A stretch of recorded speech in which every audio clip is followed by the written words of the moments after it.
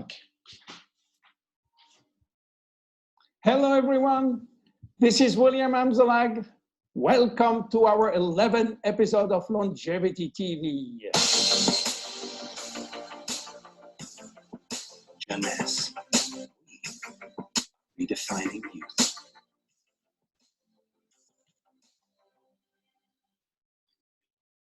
Instantly ageless, is it magic? Yes, it is magic for millions of us. خب instantly ایجلس، آیا این جادوییه؟ آیا جادو انجام میده؟ بله. برای میلیون ها افراد دنیا عین یه جادو عمل میکنه، ولی به هر حال یک علمی پشتشه که علم رو But there is also some science یک علمی behind. پشتش هست. Let me start by wrinkles. اجازه بدید با چین و چروک‌ها شروع You کنیم. know, elephant don't mind having thousands of lines across their skin. فیل ها مشکلی ندارن با اینکه چین و چروک‌هایی که تو تصویر می‌بینید رو داشته باشن. But for human beings, ولی برای انسان ها this is another story. این داستانش فرق می‌کنه. One single wrinkle یه دونه چین و چروک can send میتونه some people into a panic. افراد کلاً به هم بریزه.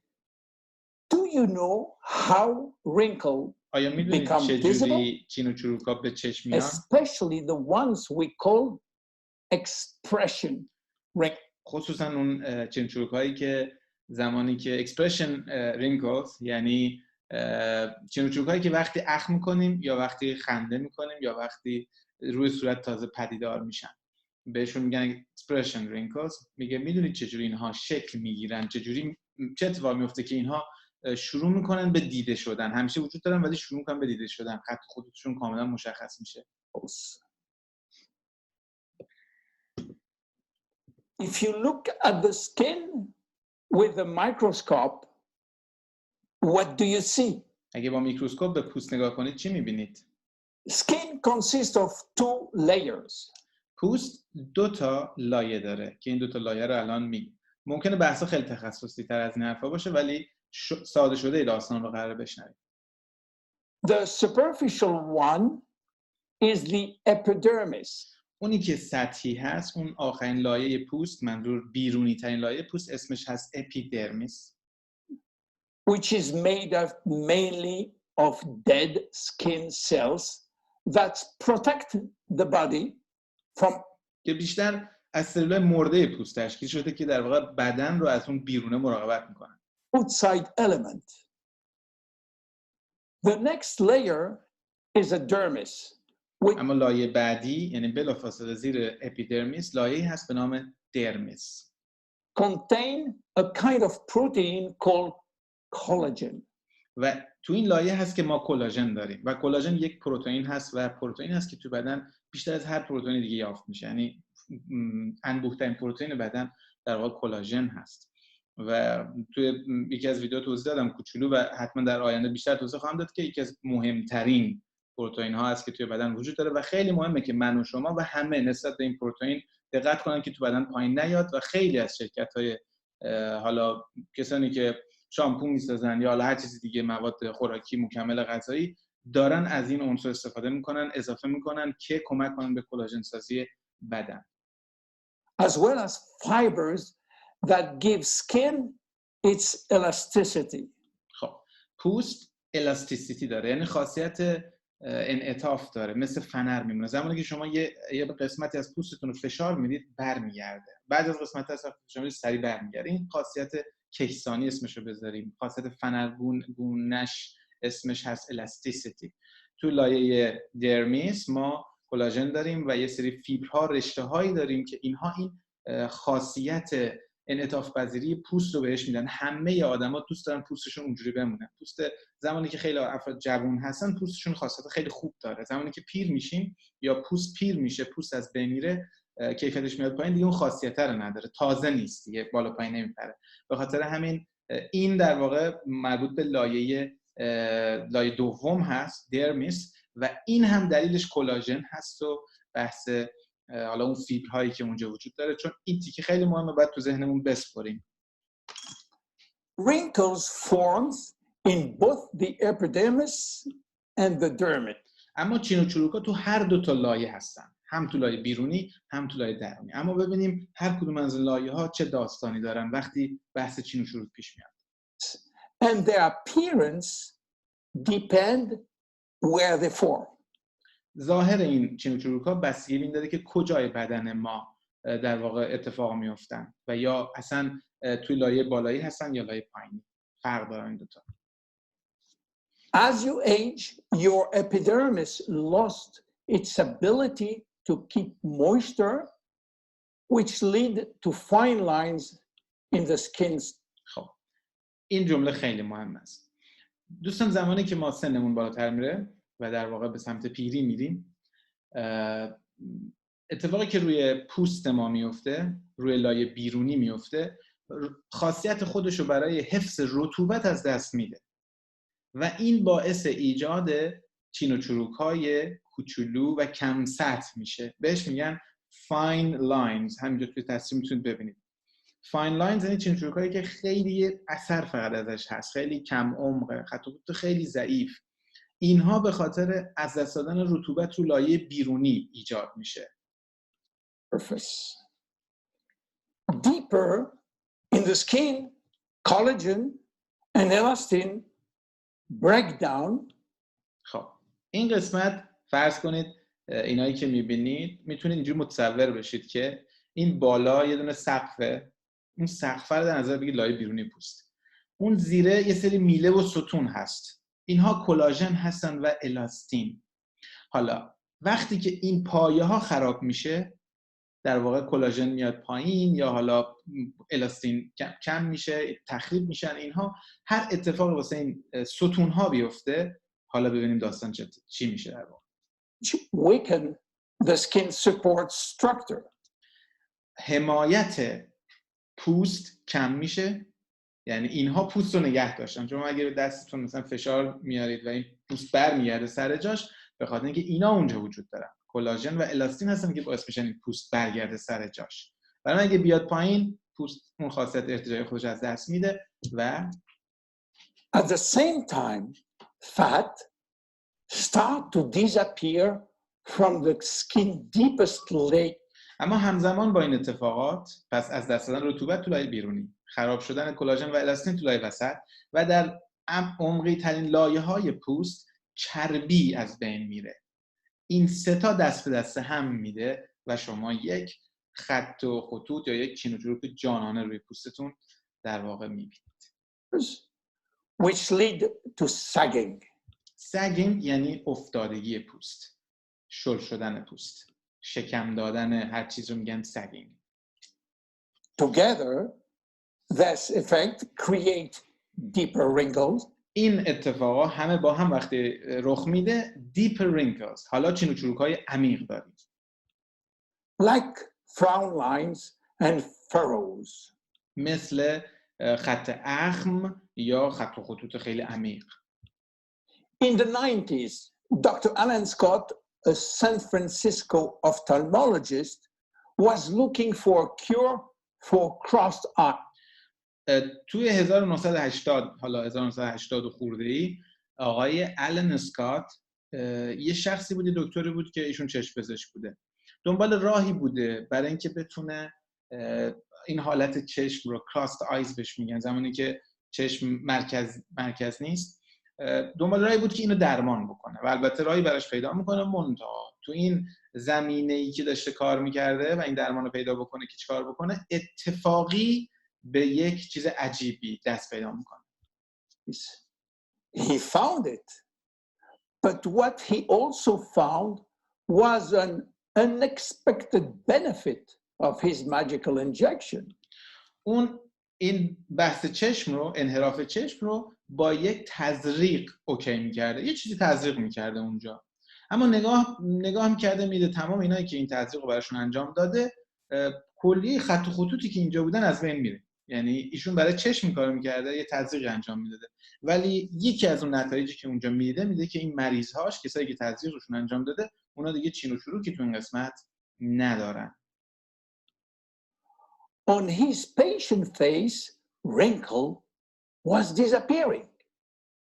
The drug Dr. Scott invented was botulinum toxin. اما دارویی که اون داشت استفاده می‌کرده اسمش بوتولاینم تاکسین بوده و این بوتولاینم تاکسین، حالا چون داریم شروع می‌کنیم به ادامه بحثم نیاز خواهد بود بدونید، اگه دقت بکنید این ب و او اولش رو اگه برداریم و اون ت او ایکس کلمه دوم رو اگه برداریم بذاریم کنار هم میشه بوتاکس و در واقع بوتاکس از اینجا شروع میشه داستانش. بوتولاینم تاکسین دارویی بوده که اون برای مثلا کار خودش استفاده می‌کرده و اینجا می‌بینی که ا داره چین و چوکار هم از بین میبره. Which is the chemical name for a very known trademark product. این بوتولاینم تاکسین یک برند خیلی معروف هست الان.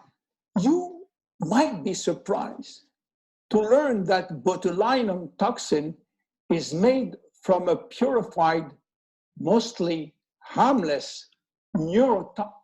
خب بوتولاینم تاکسین دوستان، تاکسین کلا نیستم، کلا بوتولاینم تاکسین یک ماده خطرناک هست البته، ولی خب با روش‌هایی که اینا دارن استفاده میکنن و اینها پاکسازی کردن، خالص سازی کردن، تبدیل شده به یک سمی که عصبی هست. حالا در ادامه موضوعات راجع به این خواهیم گفت که در واقع جایگاه بوتاکس رو کاملا مشخص میکنه. That cause a disease called botulism. زمانی که دبیرستان بودیم فکر کنم راجع به مریضی بوتولیسم ما توی مدرسه خوندیم، اینکه مریضی که توی کنسرو ماهی ممکنه باشه یا هر کنسروی، برای همین میگن بجوشونیدش و اون مریضی به قدر خطرناکه که به دقیقه نمیکشه تا فرد از بین میبره و نحوه عملکردش هم این که در واقع سمی که اینجا وجود داره قوی ترین سم موجود توی دنیا هست که میگن با مثلا با شاید در حد یه قاشقش بشه 1 میلیون نفر رو کشت و یکی از خطرناکترین سم‌ها هست، ولی کاربرد پزشکی هم داره. در واقع این بوتولیسم هم از همونه، یعنی اون چیزی که اونجا هم وجود داره تو کنسرو و کشنده هست و در واقع مریضی که ایجاد میکنه بهش میگن بوتولیسم، از همون میاد، نه همه ریشش یکی است. ولی خواهیم دید که چرا توی بوتاکس استفاده میشه، به عنوان بوتاکس استفاده میشه و چرا این اثر رو داره و چرا انقدر کشنده است. اثر یکی هست. حالا با هم توضیح میدیم. Botulism is a form of food poisoning that occurs when someone eats something. پس بوتولیسم یک مسمومیت غذایی هست، توضیحش این بود، خودش میگه، ترجمه میکنم، که زمانی اتفاق میفته که یک فردی یک چیزی میخوره و اون چیز چیه؟ A neurotoxin. یک سم. نیرو از نورون ها میاد، اعصاب. تاکسین یعنی سم. یک نوروتاکسین یعنی یه سم عصبیه، یعنی رو عصب اثر میکنه. Produced by the bacterium Clostridium. با به واسطه یک باکتری تولید میشه این سم و اسم اون باکتری هست کلوستریدیوم بوتولونیوم. حالا دوستان میتونن اینا رو سرچ بکنن، هر کدوم برای خودش قصه خودش داره. من اشاره که میکنم برای اینکه خط‌دهی بشه، اگه کسی این ویدیو رو داره میبینه دوستش بیشتر تحقیق بکنه بتونه روی اینها عمل بکنه و بره تحقیق کنه. برای این توسط این باکتری تولید میشه این سم. Botulinum. So, botulinum toxin became available and made it possible for people to do something on their face without getting surgery. اما بوتولاینم تاکسین یا بوتاکس به وجود اومد، ظهور پیدا کرد و این امکان رو به افراد داد بدون اینکه عمل جراحی اتفاق بیفته روی پوست اونها این سری کارایی بکنن.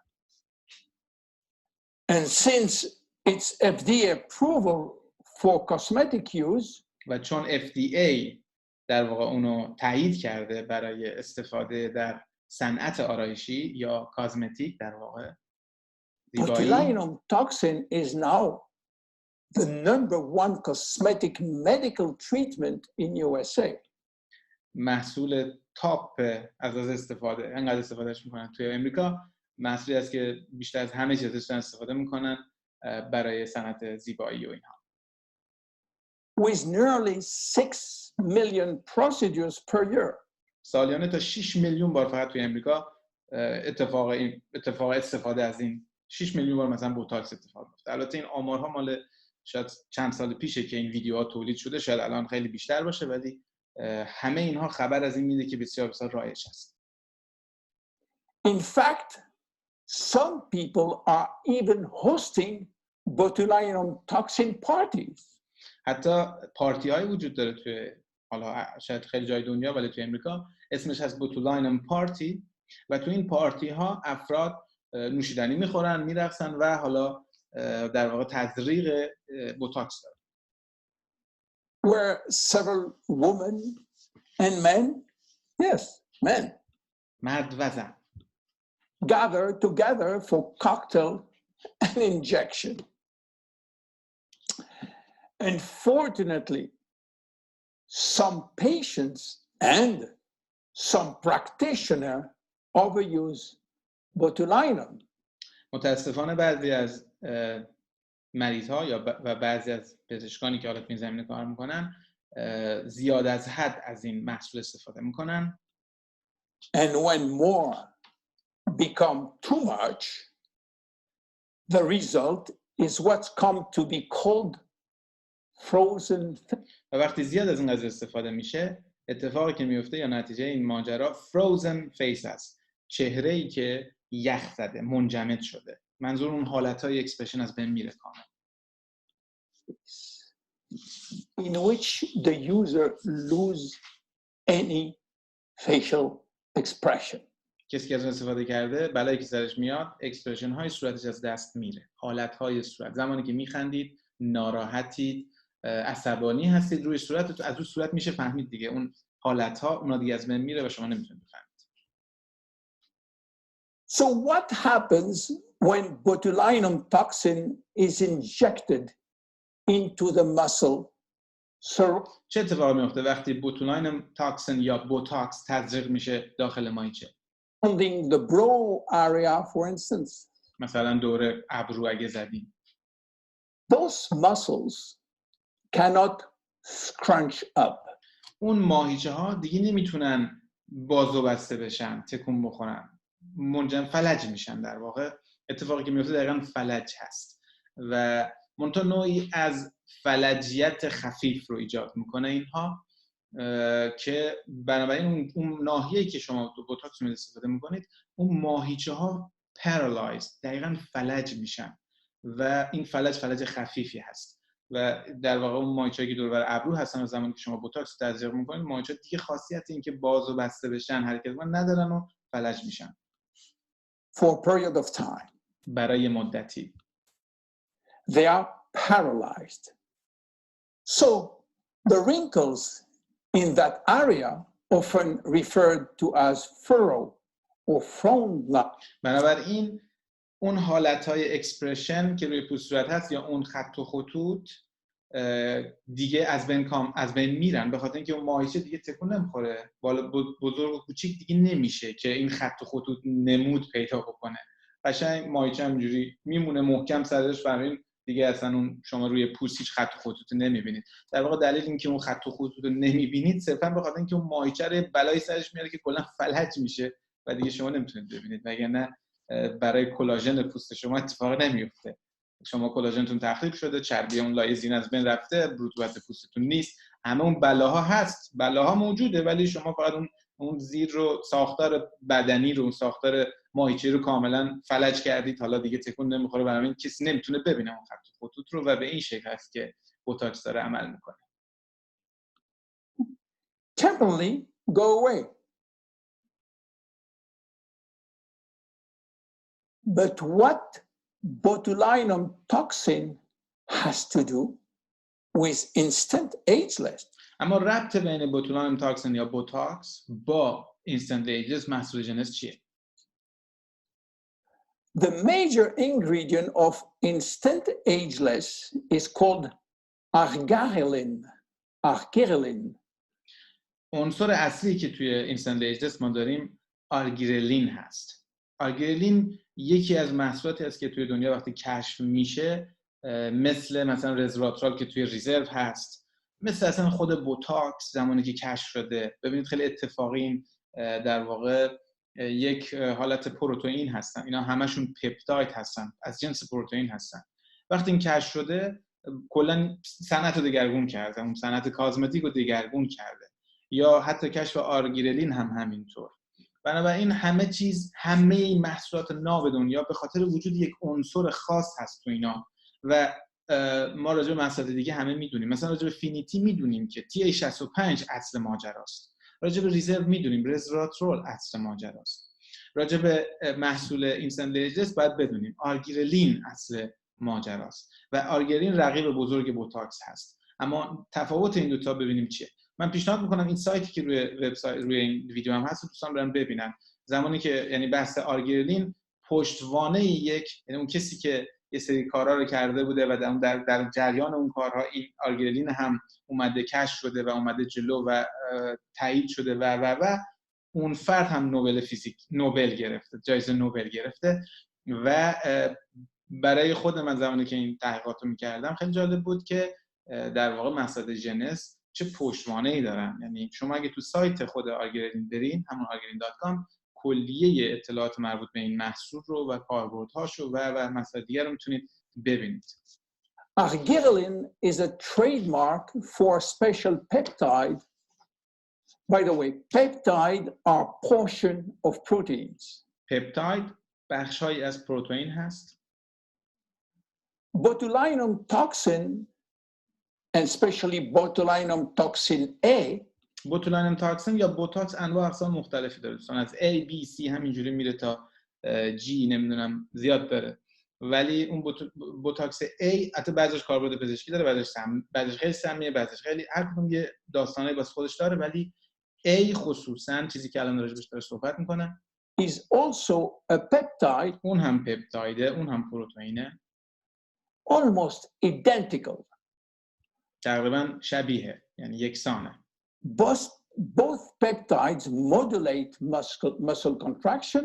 هر دوتا پپتاید، یعنی چه آرگیرلین چه بوتاکس، جفتشون کاری میکنن که مایچه در واقع سفت بشه، مایچه کانترکشن، مایچه ایجاد بشه. یعنی همون چیزی که ما از این محصول میخوایم. مثلا اگه میزنیم اینجا روی زیر چشمون میزنیم محصول ایجلس رو، بعد از چند لحظه میبینیم که چین و چروک‌ها همه از بین رفته، صاف شده، پوست محکم شده. هر دوتا این کار رو میکنن میگه. But while botulinum toxin will break down the neurotransmitter called acetylcholine, خب اسیتایلکولین دوستان، حالا توی تصویر الان نیاوردین اسمو، ولی این رو هم سرچ بکنید. در واقع اون پیام عصبی هست که از سلول عصبی یا از نروها صادر میشه که مثلا از مغز میاد و میخواد به ماهیچه بگه ماهیچه منقبض شو یا مثلا جمع شو، هر اتفاقی که میخواد بیفته. هر دوتای اینها، این دوتا بوتاکس یا آرگیرلین، جفتشون میان ممانعت میکنن از اینکه این پیام به مقصد برسه. چون وقتی که این پیام رو ارسال میکنه، این پیام عصبی رو ارسال میکنن، اگه این برسه به ماهیچه، خب ماهیچه کوچیک و بزرگ میشه. برای این شما خط و خط حالا میتونید ببینید. ولی اگه به هر دلیلی جلو این پیام رو بگیرن، اون موقع ماهیچه نمیفهمه که مغز چه پیامی براش فرستاده، برای ماهیچه همون حالت قبلش رو نگه میداره و شما خط چین و چروک هم نمیبینید. اما این دوتا یعنی بوتاکس و بگیم اینستنت ایجلس از این به بعد دیگه، بوتاکس و اینجا فرقشون است. فرق این دوتا اینجا هست. البته کار نداریم به این که جنس بوتاکسی که از مسموم ترین چیزهایی است که تو دنیا وجود داره، سم خطرناکیه و حتی ساید افکتاشو اگه تحقیق بکنید، یکی از اون ساید افکتای خیلی خطرناکش که همه گفتن تقریبا اینی که از اونجایی که تزریق میشه حرکت میکنه و میره جای دیگه بدن و ممکنه اینجایی که شما تزریق میکنید بوتاکس رو، ماهیچه اونجا رو فلج میکنه و شما اینو دوست دارید.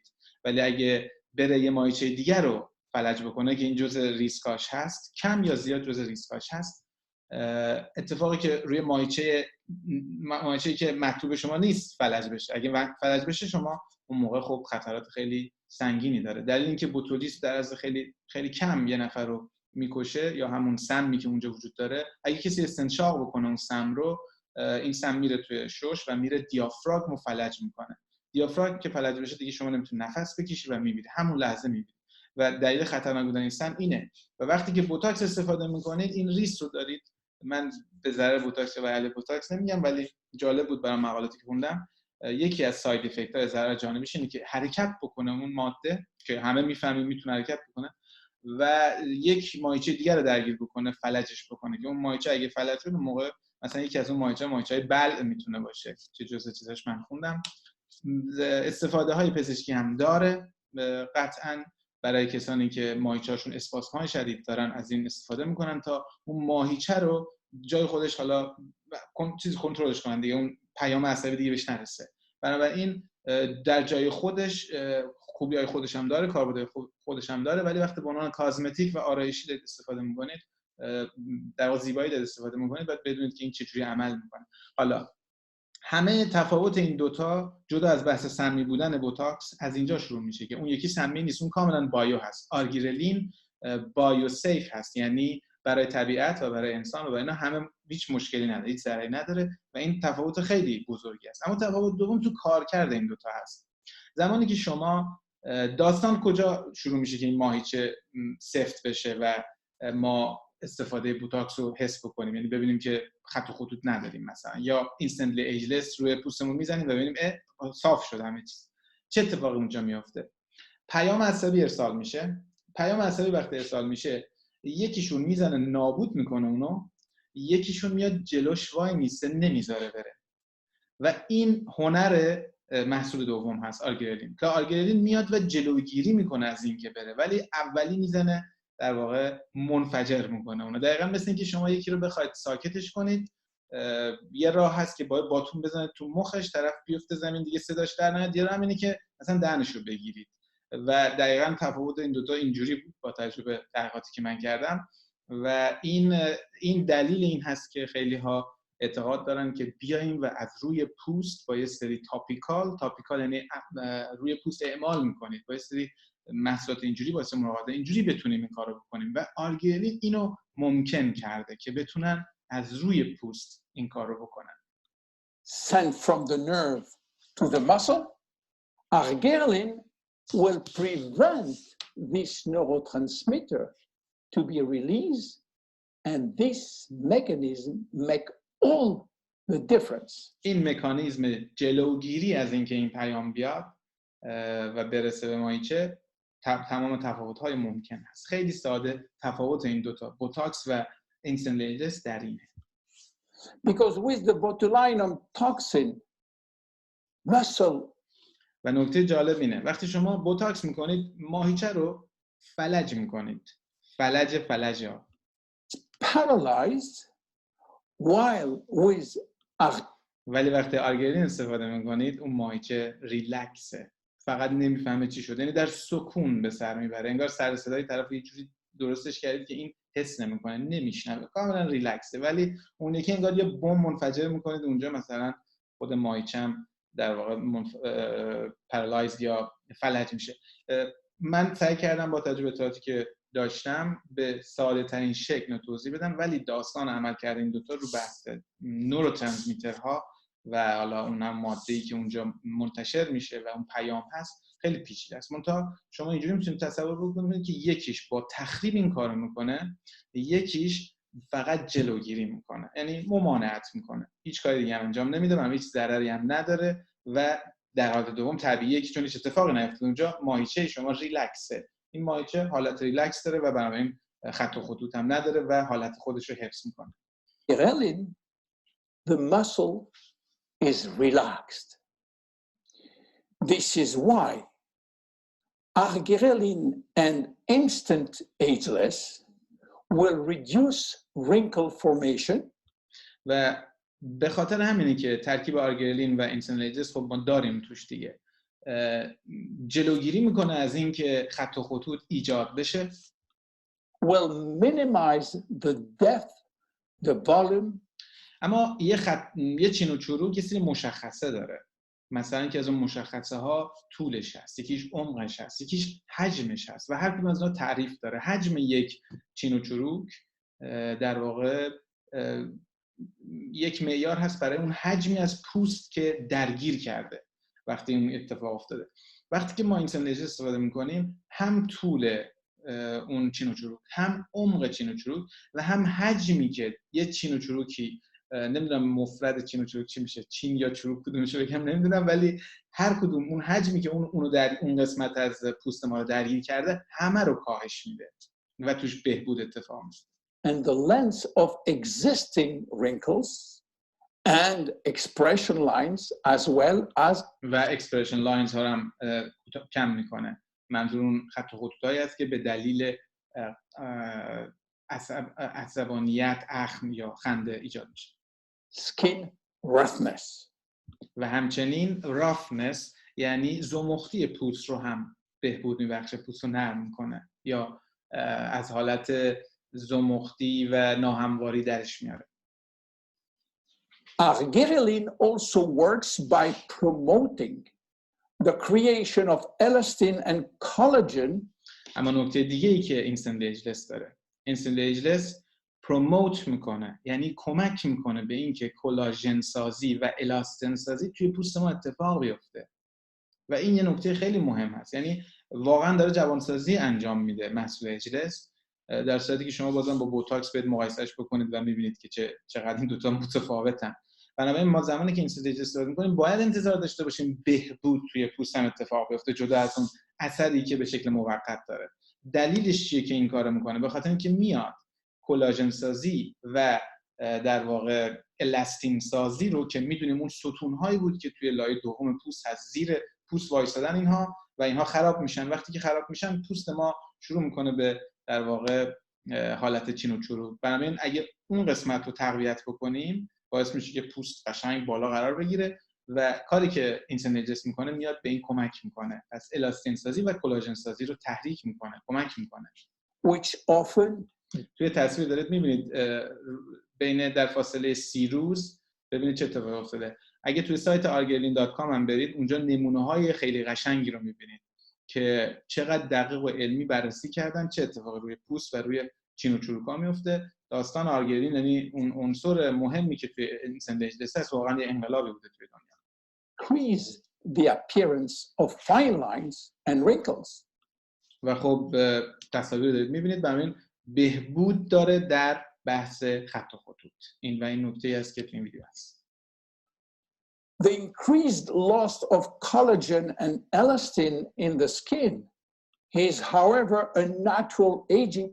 اما یک مسئله‌ای که وجود داره و ما همیشه روش صحبت کردیم اینه، دلایل پیری، اون سه تا دلیلی که گفتیم به شکل طبیعی اتفاق میفته. یکی دیگه از چیزایی که به شکل طبیعی تو بدن ما اتفاق میفته، هر چی سنمون میره بالاتر کلاژن ما از بین میره، ما کلاژن از دست میدیم و الاستین از دست میدیم.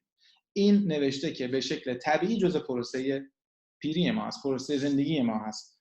این اتفاق میفته. این نیست که من این کارو کردم اتفاق افتاد، نه، هر کی هر کاری میخواد بکنه این اتفاق میفته. بنابراین اینجا هست که ما نیاز داریم به اینکه از یه سری چیزایی به عنوان مکمل استفاده بکنیم. ما نیاز داریم به اینکه از محصولات مراقبت پوستی استفاده بکنیم. چرا؟ چون محصولات تخریب پوستی، محصولات که نه، عناصر تخریب پوستی همیشه هستن و کلاژن ما از بین داره میره هر روز، الاستین از بین میره. سوال اینه که من برای اینکه در مقابل اینکه داره هر روز از بین میره به شکل طبیعی، من چیکار دارم میکنم؟ و این اون نکته‌ای هست که نیاز انسان‌ها و نیاز همه مردم رو به اینکه مراقبت بکنن از پوستشون، از موشون، از بدنشون، اینو باید انجام بدن. برای نیاز هست به محصولات مراقبتی و محصولات مراقبتی که جوانساز هست، یک کاری انجام میده، یک علمی پشتش هست، مثل محصولات شرکت ایجلس که به شکل خیلی عالی داره این کار انجام میده. Process. But with argireline, there is a decreased rate of which skin collagen is lost. زمانی که شما آرگیرین استفاده میکنید سرعت از دست دادن کلاژن و الاستینتون میاد پایین و این در واقع خیلی مهم است. This leads to younger, healthier skin appearance. و نتیجه اینه که شما پوست جوانتر و سالمتری دارید over an extended period of time. و زمان بیشتری این رو دارید. Tests have demonstrated that argireline is safe and effective to use for تست هایی که انجام دادن ثابت کرده که استفاده از این محصول هم سلامت بی مشکل مضر نیست، هم مؤثر هست، خصوصا برای خط و خطوط و چین و چروک. wrinkles. The International Journal of Cosmetics دوستانی که علاقه‌مندن به اینکه تحقیقات بیشتر داشته باشن، خیلی صحبت می‌کنیم، میگه کجا منتشر شده، میگه مقالات علمیشو می‌خوام بدونم، میگه فلان. اگرچه هر کسی که علاقه‌مند باشه کار سختی نیست، ولی شدیداً به دوستان پیشنهاد می‌کنم که هر زمانی که کسی از شما اینو پرسید راجع به هر محصولی، برید و اون محصول رو یه بار دیگه ویدیو آقای حمزه‌بکیشو ببینید. تو اون خط و خطوطی بهتون میده، یا صحبت از عناصری می‌کنه، مثلا اگه توی ریزرو داره صحبت میکنه و هیچ مجله‌ای رو معرفی نمیکنه، ولی یه دونه تست کپی داره معرفی میکنه، یه دونه رزولاتور داره معرفی میکنه، این دوتا میتونن به شما خط بدن و شما میتونید اونها رو سرچ بکنید و اون موقع هزاران مقاله میتونید تو دنیا پیدا بکنید که راجع به این چیز صحبت کرده. ولی خب تو این موضوع اومده International Journal of Cosmetic Science، این جورنال بین‌المللی علم زیبایی هست که تو این مسائل مربوط به این عنصر رو که تو این ایجلس هست اومدن چاپ کردن و اعتبار رو در واقع نشون میده. جاهایی که این مسائل اومده چاپ شده و صحبت شده راجبش رو داره یکی عنوان میکنه. Science published in November 2002 نوامبر 2002 مقاله رو چاپ میکنه. a study in which female participants use a product that contained 10% arginine. خانم هایی که تو این در واقع تست شرکت کرده بودن یه مطالعه داشتن. خانم هایی که تو مطالعه تست شرکت کرده بودن محصول استفاده کرده بودن که 10% آرگیرلین داشته. 10% آرگیرلین داشته For 30 days. 30 روز استفاده کردن. They find their wrinkle was reduced up to 30%. 30% کاهش در چین و چروک‌ها داشتن بعد از 30 روز.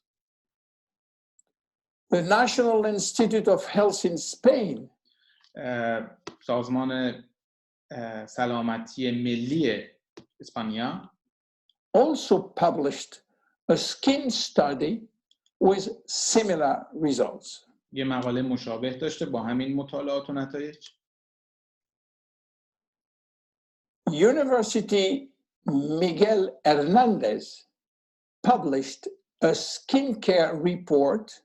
این دانشگاه میگوئل ارناندز یه دونه دوباره مقاله چاپ کرده راجع به یک مطالعه‌ای که داشتن، یعنی تستی که داشتن of the effect of arginine ingredient در مورد تاثیر آرگیرلین on the skin. روی پوست. The report concluded that this hexapeptide represent a biocell. نتیجه این بوده که این هگزاپپتاید، هگزا هم منظور چند تا بودنشه، مهم نیست هگزا، ولی پپتاید این پروتئین یا منظورش این آرگیرلین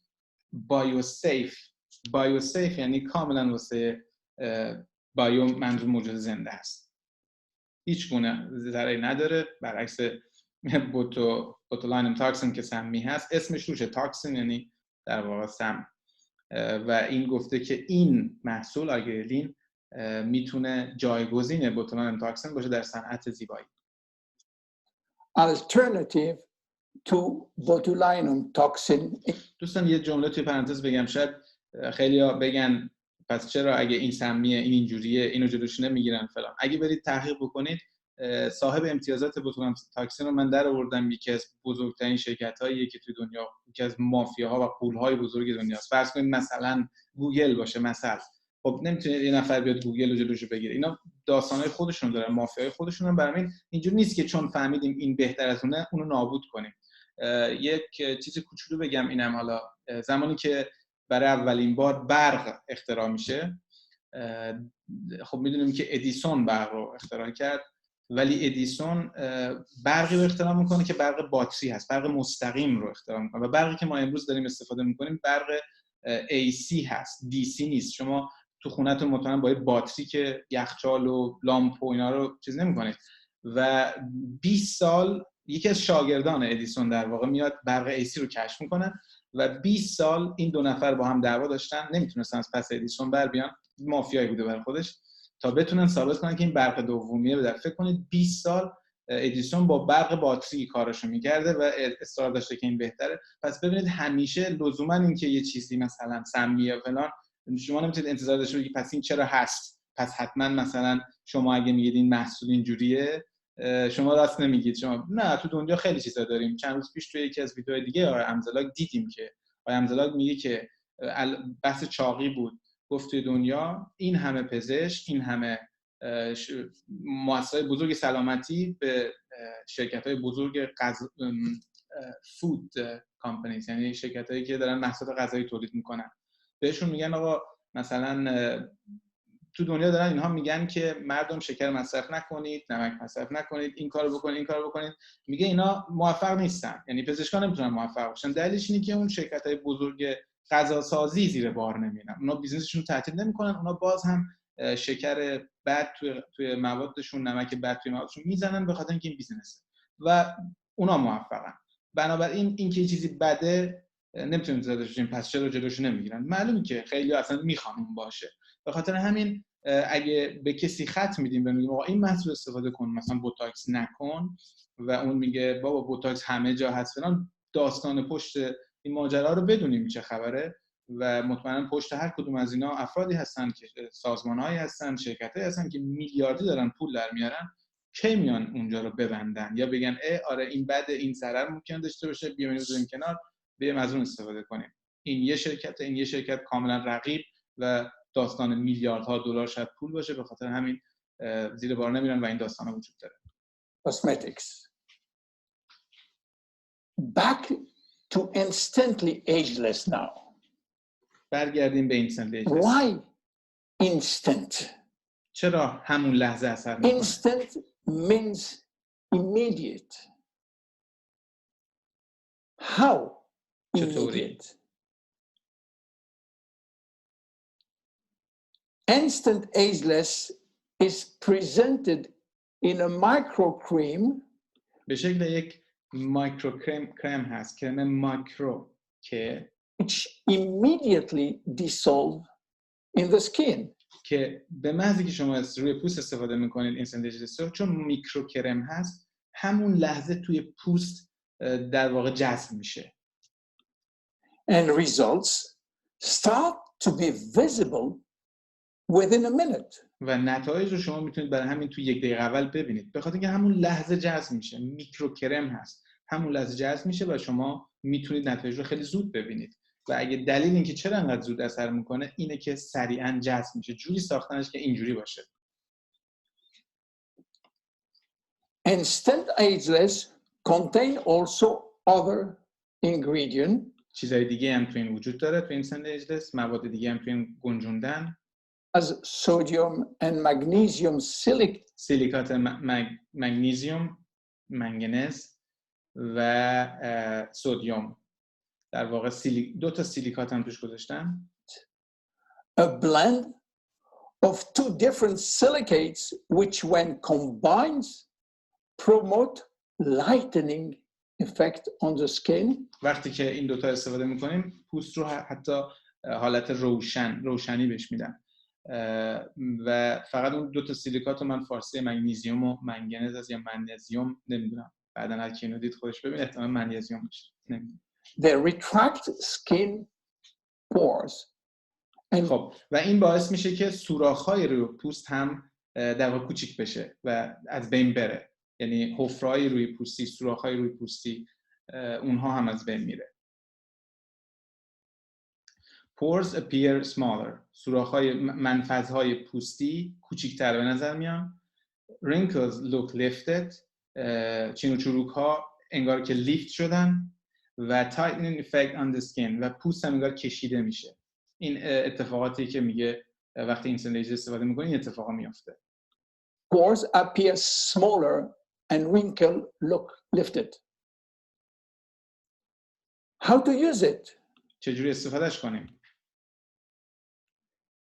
Well, it's easy. راحته. Just pat a very thin layer to targeted area. یک لایه خیلی خیلی نازک در پت کنید. پت یعنی بزنید. این چیزی است که خودشون میگن، دیدید بعضی جا حتی میکشن، ولی چیز درست و صحیح اینه که بزنید، پت کنید. پت یعنی بزنید. یک لایه خیلی نازک رو اون قسمتایی که میخواید بزنید. Then leave damp on skin. leave damp on skin یعنی بذارید یه مقداری حالت خیسیش بمونه، یعنی بذارید روی پوست بمونه یه مقداری، خشکش نکنید. And remain expressionless for about 2-3 minutes. و 2 تا 3 دقیقه بدون هیچ گونه خنده‌ای یا مثلا صحبت نکنید. expressionless یعنی بدون حرکت بمونید. While product dries. تا این محصول خشک بشه. Instant ageless can be applied on a clean area before or after makeup. شما میتونید instant ageless رو روی قسمت تمیز، این کلینش رو روش کم فوکوس کرد، یه لحظه حتما تمیز باشه، قبل یا بعد از میکاپ استفاده بکنید. One vial typically lasts 2 to 3 days depending on individual use. بسته به اینکه اون فرد چجوری از این محصول استفاده میکنه، 2 تا 3 روز یه دونه از اون وایال ها در واقع باید طول بکشه. من دیدم که افراد شاید با 2 تا وایال یک بار یه صورت رو درست میکنن. برای معنیش اینه که بعد یک بار دیگه یاد بگیریم چجوری استفاده بکنیم و چیزی که آقای دکتر امزاگ میگن 2 تا 3 روز یه دونه از اون وایال ها تقریبا طول میکشه، بسته به اینکه حالا اون فرد چجوری استفاده میکنه. Use it as directed.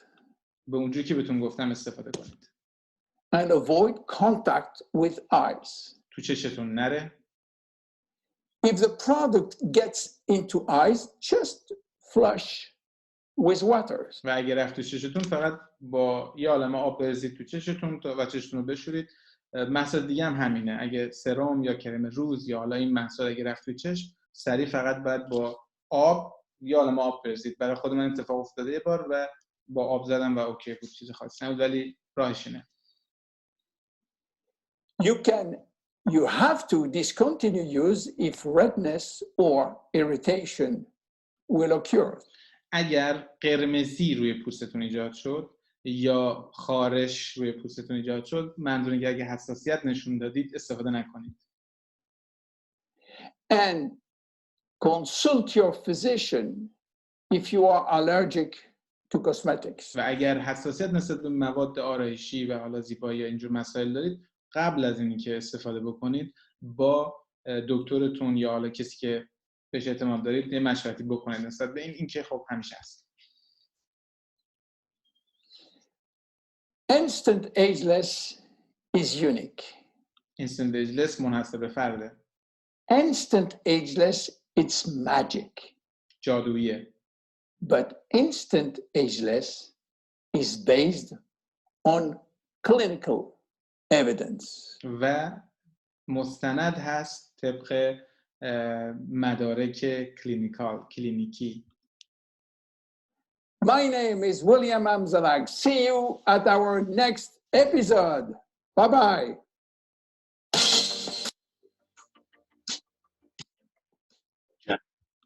اوکی دوستان، امیدوارم که این برنامه مورد توجهتون واقع شده باشه. تا ویدیو بعدی همه رو به خدا بزرگ می‌سپارم. شاد و پر انرژی باشید.